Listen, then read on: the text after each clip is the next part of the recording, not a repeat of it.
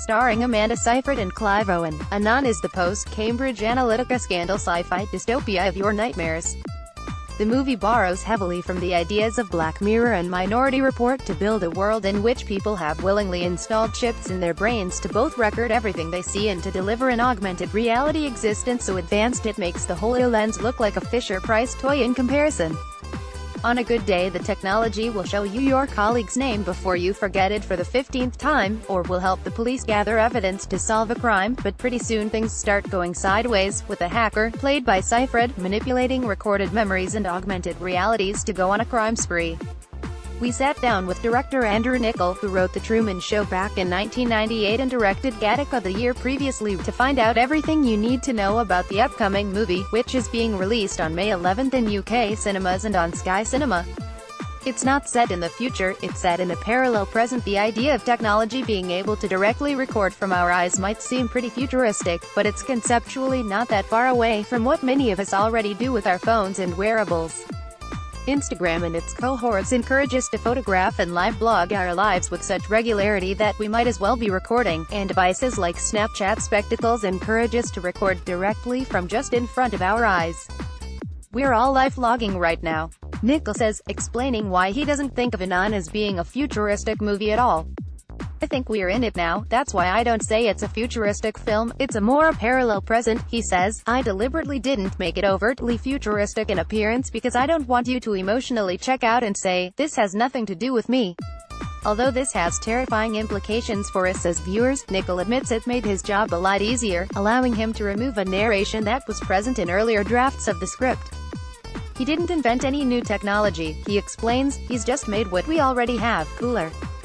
There's a lot of detail in the on-screen text. Part of the advantage of Anon receiving a simultaneous release in cinemas and in the home is that pausing becomes an option, rather than having to watch the film in one uninterrupted sitting. In Anon you might want to pause the film a little more often. There's a lot of on-screen text to digest, and Niccol teased us with a couple of interesting tidbits that keen-eyed viewers might be able to spot in the trailer above.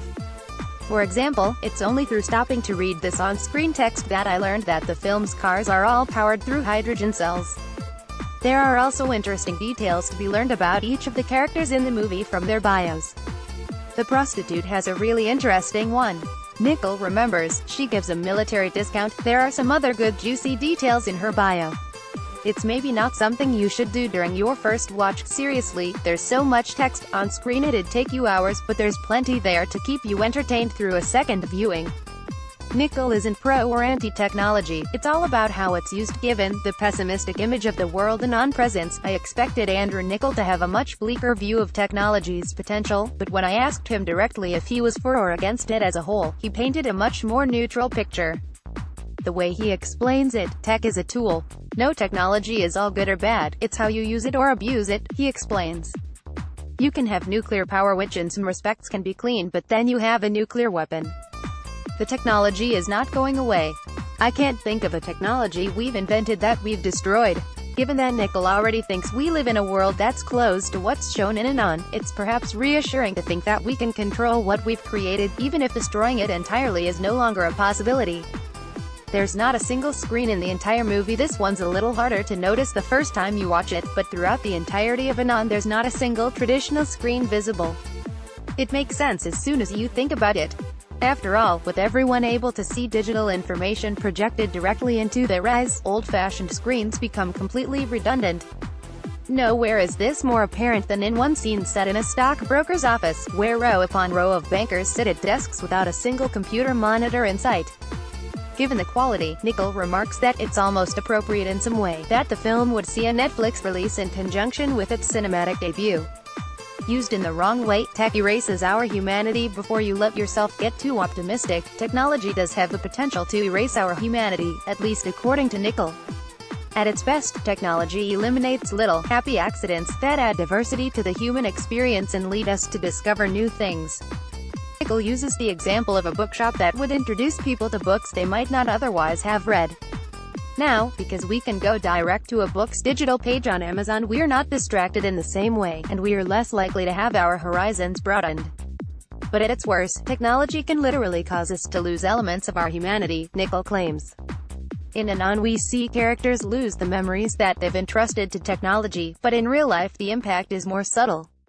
Someone mentioned recently that because of GPS we're losing our ability to navigate just as human beings. He says that was a human ability.